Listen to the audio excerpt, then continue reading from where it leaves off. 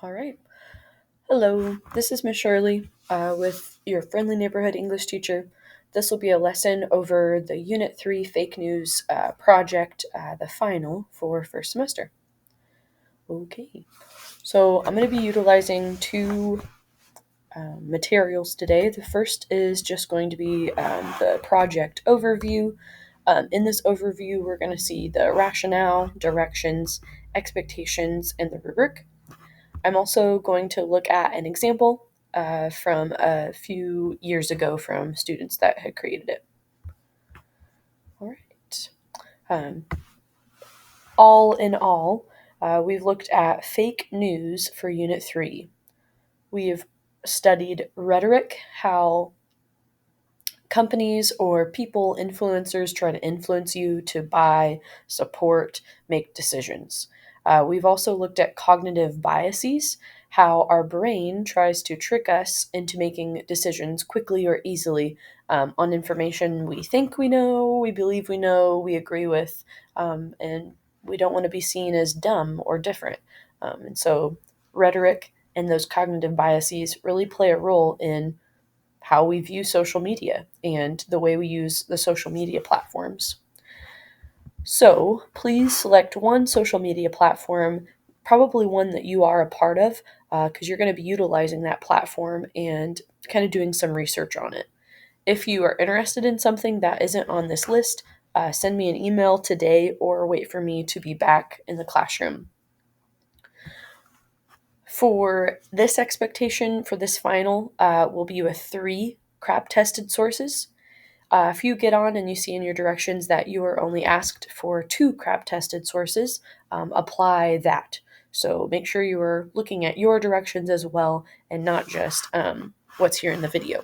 Because it will be different for certain people if you have reduced assessment. So using 3 crap tested sources, you're going to create a presentation that answer the following questions. A lot of the information that you include in the presentation will be paraphrased. We want to know how you are learning the information, right? It should be things that you are learning from the platform, applying to the ideas of fake news. So, why is your chosen social media platform used? What does it do? Does it just connect people? Does it share ideas? Does it teach? Is it just funny, just kind of a hobby, something to do? What are pros and cons of the platform? In this list, you're being asked for 3. Again, consult your directions. You may be being asked for 2. So, what are 3 good things of the platform? What are 3 negative things from the platform? What causes fake news to spread on your social media network? Is it the ease of access? Can anyone get an account? Is there no protection or privacy? Can anyone get a verified, get the blue check mark? They just pay money and that happens for them. But how do you see fake news spread? Um, Within the last year, probably 3 years or so, you're going to find a trending hoax or fake news story from your platform. And then research how that platform handled the situation. So, again, for this specific one, most of us will be looking for 3 hoaxes, 3 fake news stories. On your directions, it might say 2. So, go off of what you have in Google Classroom. Please make sure, so this is where your crap tested sources are coming from, right? Like, you need to cite where you are finding these hoaxes and or fake news stories. I would probably recommend identifying what the hoax or fake news story is from the platform, and then maybe seeing if you can find an article, a website that discusses that hoax or fake news story. Otherwise, it gets kind of funky when you try to find posts about it. For example, like if you're on Twitter, if you're on X, and there's a fake person claiming to be the tennis player Serena Williams. There is a way to cite that person's post, but it would be more beneficial to you to find like a website that covers that situation, that like talks about, oh, Serena Williams someone posed as her and is trying to make this hoax or make this fake news story. So here's an example. In 2021, Facebook circulated many stories about litter boxes in schools. This is in opposition to LGBTQ plus efforts to accommodate transgender youth for restroom usage and the topic of unisex restrooms. So this was a hoax, and it was spread because of popular people. Joe Rogan, Marjorie Taylor Greene were talking about it. However, when it came down to it, school districts came on record and they said that no, these things were untrue. It was never something that was brought up. So notice here I have this PAZ. That's an in-text citation. And then at other districts, they said this hoax was really bad, and that students and staff were questioned, and people were really worried and concerned because of this hoax that was spread. And then below here, this is my works cited citation, so my works cited entry. So again, here I see Paz, right, my last name. So it's Isabella Grulin Paz, that's the full name. Here would be the title of the article: Litter boxes for students who identify as furries. Not so, says school official. This came from the New York Times Company. This was from the 23rd of January, 2022. And then I have the URL here, right? So something that was originating on Facebook, and we were finding a website that covered that. Your next question will be, what types of biases may be present on the platform? Why are they used? You could again go back to your rhetorical appeals and or cognitive bias notes for that section. Is the platform encouraging or discouraging the spread of hoaxes and or fake news? You would hope that they would be discouraging it. However, consider the amount of traffic. Consider the the popularity. If you can get people to share and spread the hoaxes and information, you're generating revenue, right? You're getting people to use your platform.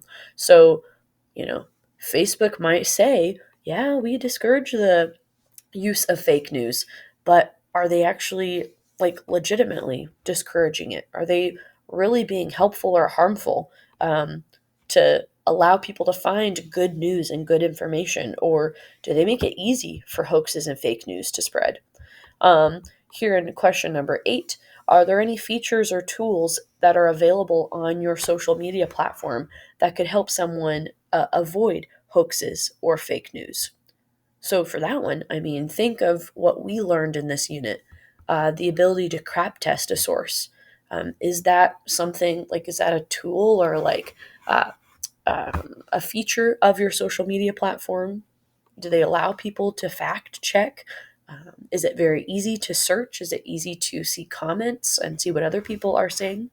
And then finally, number 9, why are hoaxes and or fake news stories believable and spreading so fast in general? The rubric is down here. This will be added in Google Classroom, but certainly something to look for.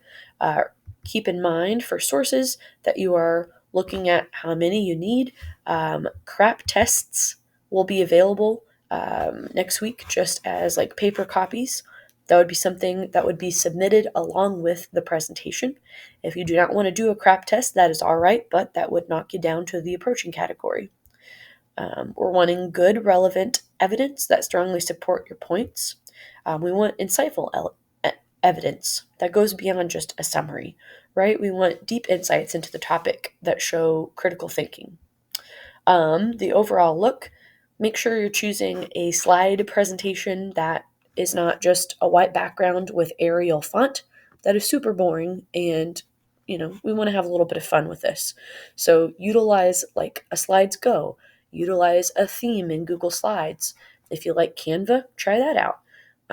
Slides Carnival. All of those things have ready-made templates that you can use, put your information in, and it looks nice. Make sure your layout is easy to navigate, it's organized, and it's consistent all throughout. Works cited page, this is important. If we do not have a works cited slide in the presentation, it's going to be counted late. I'm going to give that back to you, and I'm going to ask you to redo it. right? So go back to our notes from the past week where we looked at EBSCO, we reviewed citing sources, and then we reviewed like crap testing sources. Finally, your presentation and professionalism points. We're going to share this presentation with an audience of some sort. And then we also want to make sure we are a respectful audience member. So the grade is not finalized when your presentation is over with. You still need to make sure to be a respectful audience participant on the day of finals or, whenever that's happening. You will have the option to present live in front of the class during finals, or you can record yourself going through the presentation kind of like I am now. I am on Screen Capture is the app that I use. You can also do Screencastify, and I'll have like a video on how to use Screencastify for that. So you could pre-record yourself and we would watch it the day of finals. If you would like to see an example, I'll click through this. This is by Chloe and Dallas from a few years ago. But notice the slides, they look nice. They created an example over TikTok. This was a presentation that scored really high, if not earned a 100% on. So I'll just kind of click through and you can read yourself.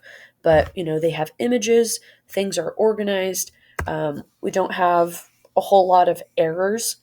They took time and they read through. They made sure to include the information that was needed here. These were their 3 news stories. Maybe kind of adding maybe a little bit more detail here as to what exactly they were. They had a little bit of fun. They looked at different types of bias.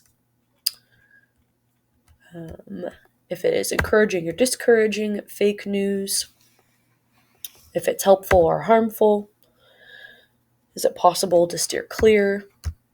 Whoop. Sorry, went a little too fast there. Maybe the images are a little bit unrelated to what they would need, but I mean, obviously they're popular. They were popular people back then on TikTok. Here's their works cited page. Notice that it is in alphabetical order. And so if you go back, so this is probably something that they did probably lose points on, because I'm not really seeing like where these sources are being used, right? If they'd use them properly, we would be seeing like things like admin, Atsky, D'Souza, admin again, CyberWise, but I'm not seeing that. So you want the works cited page, and then when you cite your the 3 news stories, like these would have the citation, the in-text citations, like the parentheses, the parenthetical ones, if that makes sense. So again, going back here to the directions, how they have PAS, the in-text citation should match with the works cited citation, right? So PAS and PAS. We should be able to know what source you're using for the hoax fake news story. Okay. You'll have access to this example. Again, thank you for your time. Feel free to reach out with further questions. See ya later.